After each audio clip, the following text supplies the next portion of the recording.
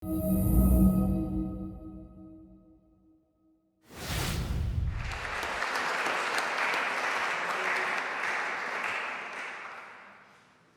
gremo kar naprej. Ostajamo še vedno pri satelitskih posnetkih in uporabo za najrazličnejše namene, s tem, da gremo zdaj v človeško grajene objekte. Dober dan. Moje ime je Timotej Verbovšek, se selimo na področje geologije, še vedno pa ostajamo v sekciji daljinskega zaznavanja, sem opazil.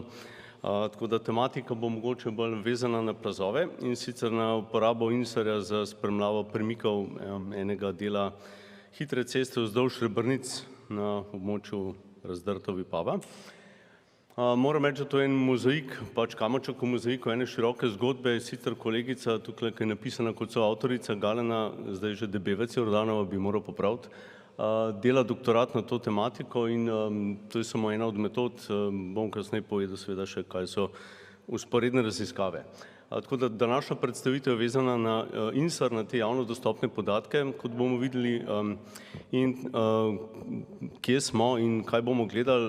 Smo na območju Rebrnic, se pravi v tem delu hitre ceste med Razdrtom in Vipavo, ki je tukaj narisana na karti, in na tej karti se lepo vidi seveda že kar takoj problem.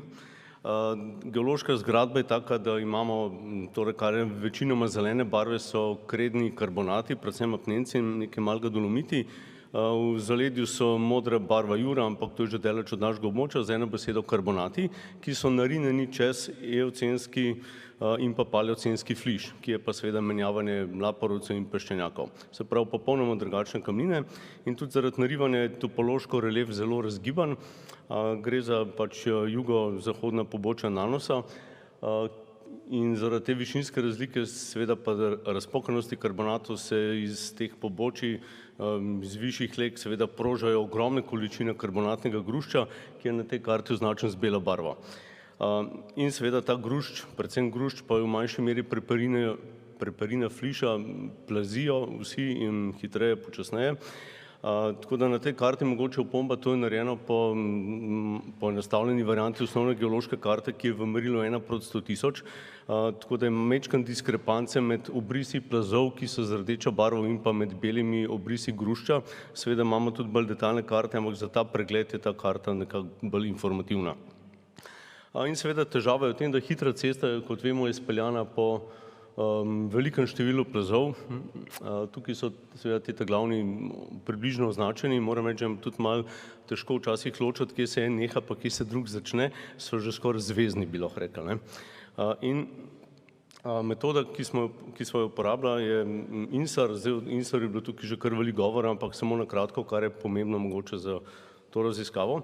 Seveda INSAR Sentinel-1, ki je radarski, ne dvojka optični, snema, pač potuje od juga proti severu in seveda potem obratno, tako da ločimo na dve orbiti.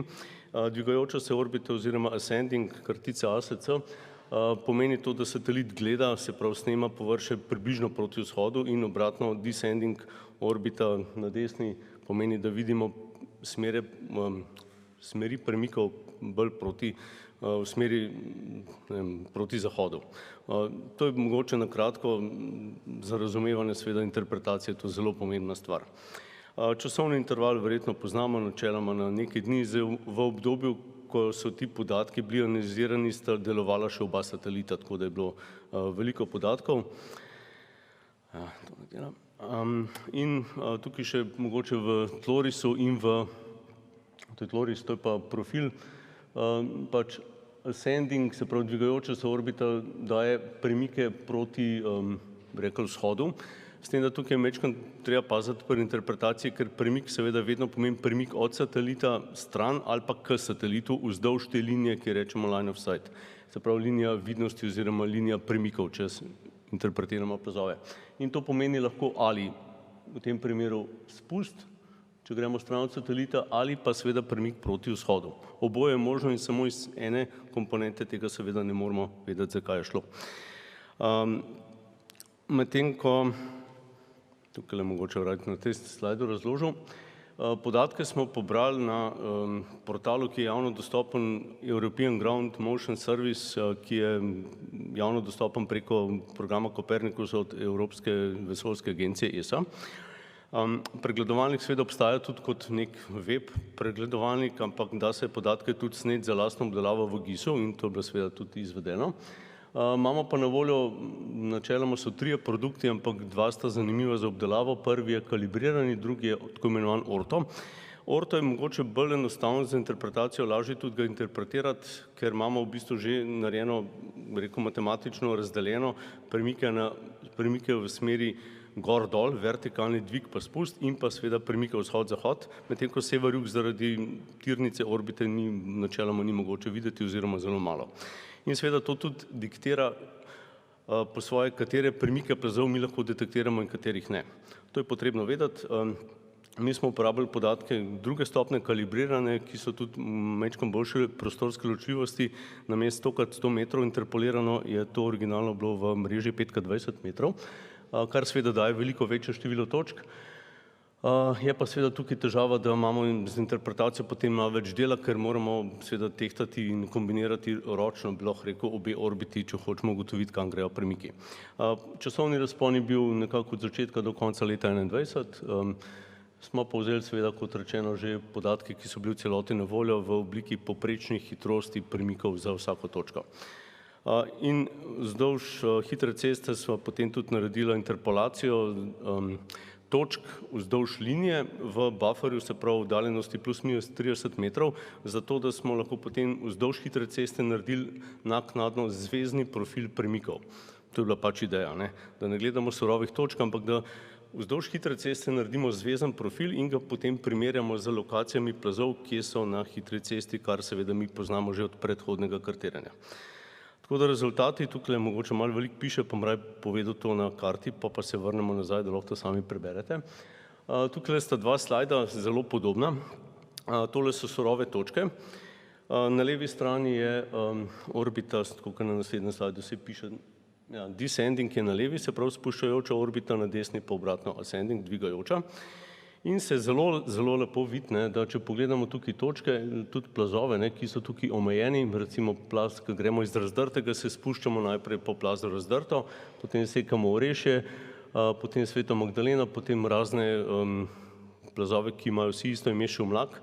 1, 2, 3, zdaj tukaj še enkrat, malo težko ločati, kje je meja med enim pa drugim, tako da nekje so bili v prvotnem, ko so to kartirali, so jih mogoče označili kot en plaz, potem kasneje se je pa izkazalo, da gre za več ločenih, ker imajo različno dinamiko premikanja. Tako da zato so te interne oznake 1, 2, 3. In potem še lozice in tako naprej. Potem se spustimo pa do konca doline, potem se seveda pa plazenje neha. Tako da tukaj je mogoče primerjava, moraj tukaj kazal, ker sta podobni skici, pa je lepš videti na interpolirani karti. Nedvoumno se vidi, da so premiki vezani na plazove. Se pravi, če pogledamo skalo plus minus 4 mm na leto, enota je vedno v milimetrih na leto, tudi skale so take, da seveda so primerljive, barvna lestvica je taka klasika, rdeča pomeni stran od satelita, modra pomeni k satelitu. In se lepo vidi, zelo, zelo dobro se ujema, da ko mi pridemo do plazu razdrto, do meje, se začnejo seveda izredno veliki premiki. Vzdolž plazu, ko pridemo ven iz plazu, se te premiki praktično nehajo. In zgodba se zelo lepo vidi, ta za premiki v tem, rekel, severo-vzhodnem delu, tukaj je seveda karta malo zrotirana, da lepše paše na zaslon. In premiki so naprej tudi vezani, lepo se vidi pri plazu Šumlak, medtem ko pri lozicah pa Podgoriču pa tako naprej pa ti premiki malo izzvenijo. Bomo pogledali tudi seveda celotni graf, ampak na tej karti se to lepo vidi. Mogoče ena opomba, razlika med levo-desno, ascending, descending, mogoče malo kontradiktorno, čuden. Po eni strani imamo tukaj rdečo barvo, se pravi premik stran od satelita, medtem ko druga orbita pa kaže premik k satelitu, kako gre zdaj to skupaj.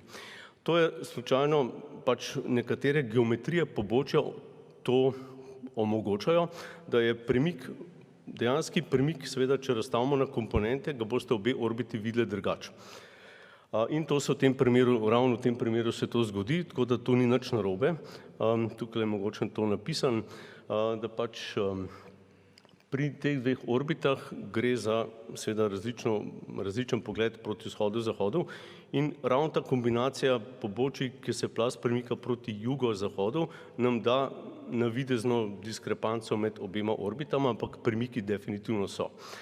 Tako da zdaj seveda lažje bi bilo to interpretirati, če bi vzeli mi ortoposnetke 100x100, ki so že interpolirani prav v smeri vzhod-zahod, kar smo tudi naredili, ampak tam pa zgubimo izredno veliko število točk, ker imamo seveda prostorsko celico 100x100 metrov in te interpolacije vzdolž hitre ceste ni bilo možno izvesti, da bi bila zadosti kvalitetna. Tako da smo rašli na nivo dveh ločenih orbit.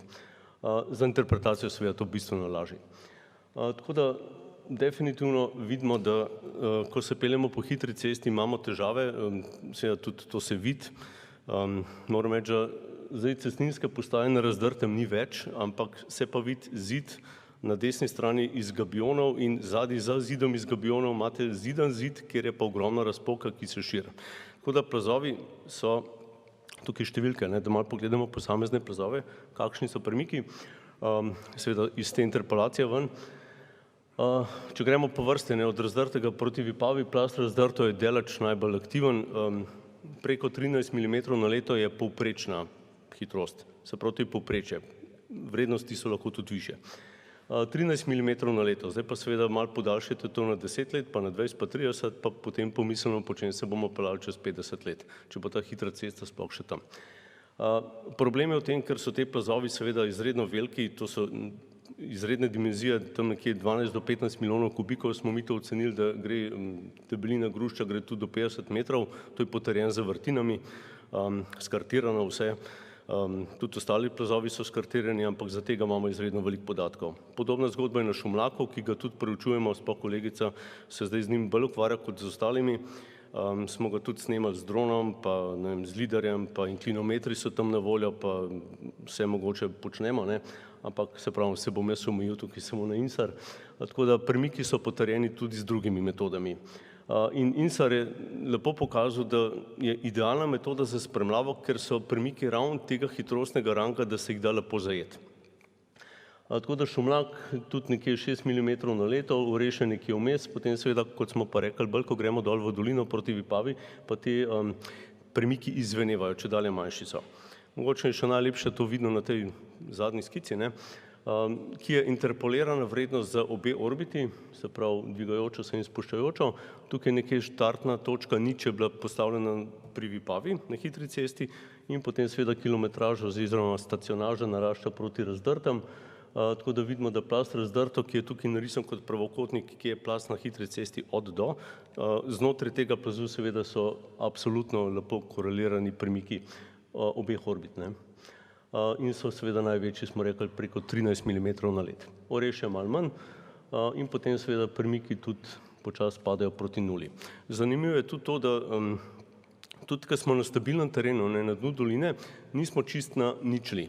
Tukaj je milimeter pa pol povprečno spusta, gre pa za regionalno spuščanje terena v celoti, tako da ni ravno stabilen teren, bi lahko rekli, je relativno stabilen glede na plazove, absolutno se pa celotno zemljo tudi malo pogreza. Tako da toliko na kratko, zaključek, INSAR se je izkazal kot dobra metoda za to spremljavo, seveda so omejitve. Omejitev je tukaj predvsem v tem, da dela problem vegetacija. Gre za, mogoče, če smo bolj natančni, PSA INSAR, gre za točke, nismo delali SBAS oziroma to je še v drugem planu, gre za točkovne permanentne sipalce, kjer pa seveda smo zelo omejeni z odbojem in hitra cesta je zelo hvaležna za to, pa kakšne stavbe, ampak na tem delu glih stavb nimamo in to ni bil problem, ker smo bili tak fokus raziskavi bil na hitri cesti. Tako da vzdolž hitre ceste je bilo veliko točk, je bilo možno to interpolirati, seveda z kalibriranimi podatki, ne za tistimi orto, ampak še vedno so bile pa luknje, mogoče tam, kjer je bila vegetacija ali pa, ne vem, ja, predvsem vegetacija. Tako da to je pač omejitev, ampak ni bila to kritična za ta naš namen. Seveda, če bi šli pa izven hitre ceste, je pa to velika težava. In tudi seveda usmerjenost pobočij, zdaj za naš primer, za Rebrnice, seveda je bolj hvaležna orbita descending spuščajoča se, ker kaže premike v tej smeri, zato ker pa ascending, če bi imeli premike točno pravokotno na linijo pogleda, premikov sploh ne bi videli, bi bilo tudi možno.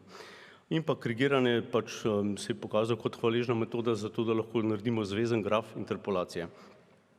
Dobro, zdaj seveda premiki so pa, kot sem omenil, večji na plazovih, ki so seveda debelejši, ki so bolj iz grušča, nekateri plazovi so pa zelo kompleksni. Pri šumlaku imamo težavo, ker je šumlak ni en plaz, ampak je več dogodkov en na drugim in eni deli se premikajo hitrejši, eni pa počasnejši.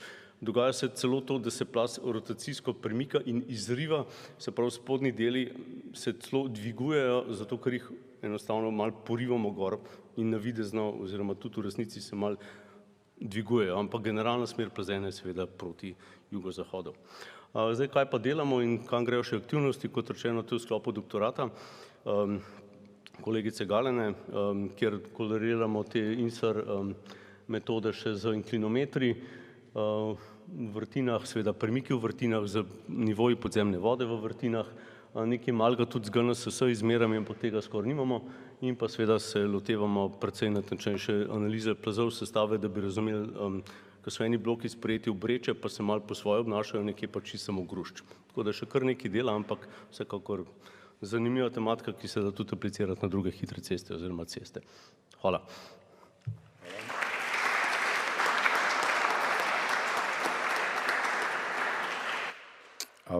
Je kakšno vprašanje iz publike?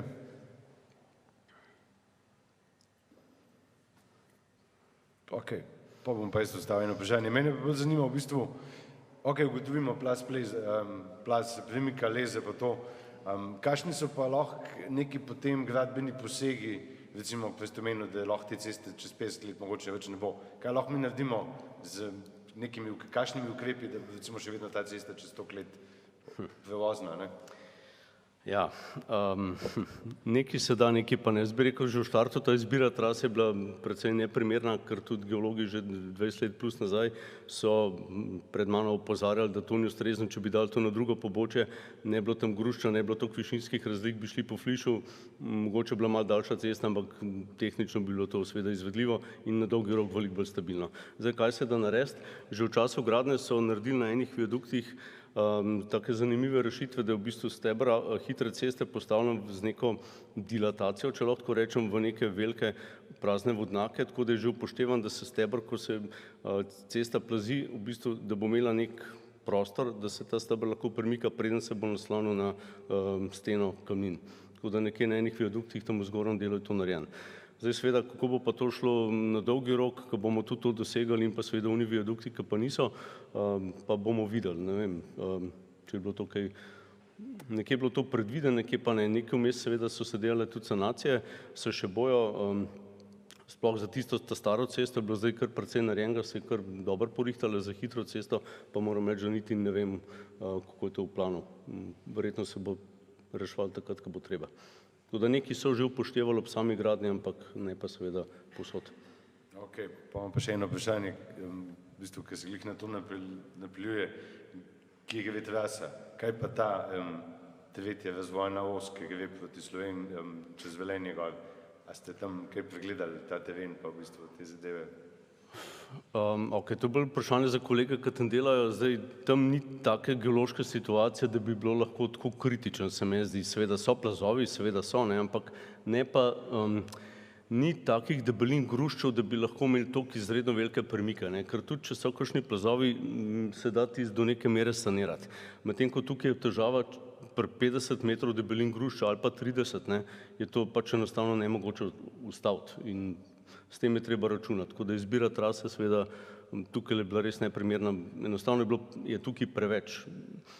Pri hitri cesti seveda potem so tudi izkušnje pokazale, da mogoče to ni glih najbolj pameten, ampak ni takih situacij, no, jaz mislim, se pravi, nisem delal na tem na tretji osi, ampak ni takih kritičnih območij tako v celoti, bi jaz rekel, ni primerljivo, ni, tako da bo boljše. Hvala lepa. Hvala.